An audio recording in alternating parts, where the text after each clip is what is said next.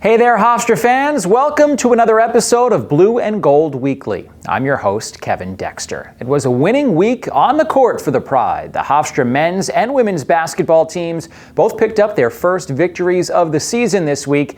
We'll start with the women, who won a tough road game at Yale. Transfer forward Sandra Magolico was the star for the Pride. She had a career night, posting 25 points and 13 rebounds. And with the Pride up by a point in the late stages, it was Alarise Gooden who came up clutch. This layup put the Pride up by 3. They won at 73-66. Gooden finished with 15 points. Next up for the Pride, their first home game of the season, Saturday at 1 o'clock here at the MAC against Penn. The game will air on Flow College and MSG. Well, the Hofstra men treated some local kids to a nice show on Monday morning.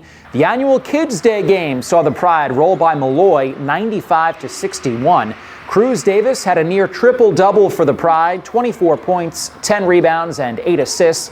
German Plotnikov chipped in 15 as Hofstra had 5 players in double figures. Next up, a trip to Pennsylvania. The Pride will visit Bucknell on Friday night at 7 o'clock. The Hofstra men's soccer team is awaiting word on an NCAA tournament bid after their loss in the CAA semifinals over the weekend. The Pride still sit in the top 25 in the RPI, and they hope to advance to the tournament next week for a 5th consecutive season. The Hofstra volleyball team is hoping to get there as well with a conference championship. They improved to 19-3 on the season over the weekend, splitting a pair of 5-setters in a home series against Towson. Isadora Stagely was the star yet again. She was named the CAA's Offensive Player of the Week with 42 kills and 33 digs across the 2 matches. The Pride sit in second place in the CAA heading into the final weekend of the regular season, 1 match behind first place Campbell. They'll play Friday and Saturday afternoon at Northeastern. What an accomplishment it was for the Hofstra men's cross-country team last weekend. The first CAA championship in program history. Well, as the Pride gets set for the NCAA Northeast Regional in New Hampshire this weekend, I had the chance to catch up with head coach Vince Giambanco to discuss the conference title and the upcoming weekend.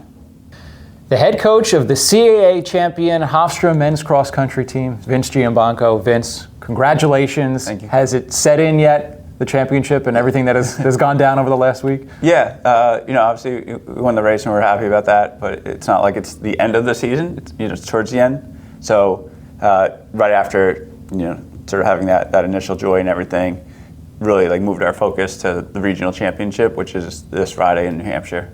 Well, this has been a long build for you guys to get to this point. What made you feel like this was the team that could get this done and get you your first ever conference championship? Yeah, so like you said, it was a long build, and so we were able to have people that, years ago started moving the program to having a championship culture, while maybe we didn't have all the pieces and ability and complete buy-in. They were able to really start that process, and we were able to continuously build on that. And then we had individual success, individuals winning conference championships. And over the last couple of years, we started to feel like, okay, we have a group that can start thinking about this, but really needed things to go perfectly. And so with some injuries last year, we didn't quite get to where we wanted to get. And then this year, we felt going in that we had a really good roster, but we still felt like we really need to nail it as well. Unfortunately, we had one guy go down with medical reasons in August, and so that made us realize it was going to be harder. But the guys didn't flinch. They still felt like, all right, same goal, and our focus was really staying healthy through the season. So we learned from last year. The guys had learned from last year, and we got to the starting line healthy, and we felt, okay, it's us, Stony Brook, Northeastern, and William Mary that all have a chance, and so it's not going to be one of those things where you just show up and do what you do and win it. Yeah. We knew it was going to be a battle, and those guys had their minds and bodies right, and they were able to win that battle. Yeah, obviously your guys led the way, Freddie winning the race, Abraham coming in second. How about those two guys just and the performance on that day to lead the way? Yeah, they were great. We knew it was going to be those two and possibly one other guy from William Mary out front, but they really asserted themselves right away. Abraham set the pace, and then Freddie joined in, and then Freddie pushed the pace, in the later stages of the race.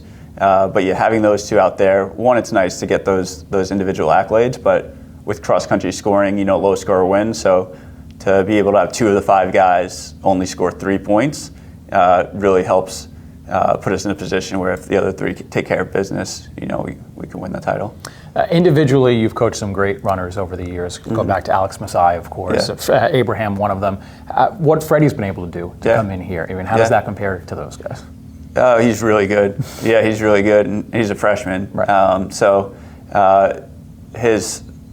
This point of where he is at his freshman year, he's well ahead of where those other guys were. Obviously, you still got to do the work to continue to develop, which they did. But he's really, really good. And then a lot of our other guys too, though, are they're freshmen and sophomores. So we feel like it's not just Freddie that's really showing that. We have a lot of freshmen and sophomores that are really strong.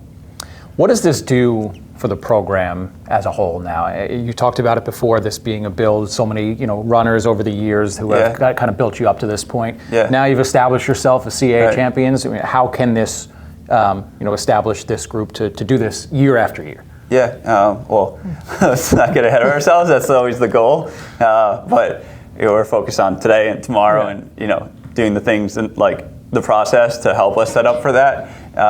And so, one, it gives the guys confidence to know, okay, we talked about how we believe we can do it, how we can do it, but now they've done it.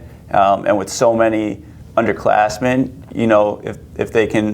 if this group can stay together and continue to work together, they can have those aspirations. Abraham's our captain, so we'll need others to step up as he's a graduating senior to fill that leadership role, which is so important, and he's done as well of a job as he could with that. But then it's also helped us in recruiting. So that individual success helped us along the way, and for us, we really, while we've looked everywhere, it often is Americans in the Northeast region and then Kenyans. And so we continue to focus on that, but we've actually gotten expanded interest. So our 5th guy in this, the last scoring spot, Noah Zeitzer, he's a freshman from Oregon. So it's actually started to expand outside that Northeast. But the large majority of our men and women's team is from Long Island. So years ago, it was really tough for us to convince people from Long Island to stay home. Yeah. And we've been able to change the perception through the success of the people that we have gotten in Long Island and the reputation with the high school coaches. So we feel like our recruiting profile at home is definitely elevated. Well, you mentioned this is not over, right? You have the NCAA regionals coming up this weekend. What is the focus? How can you replicate the success heading into this weekend? Yeah, so making sure that we recover from that last race, which is really difficult when physically, emotionally, everything.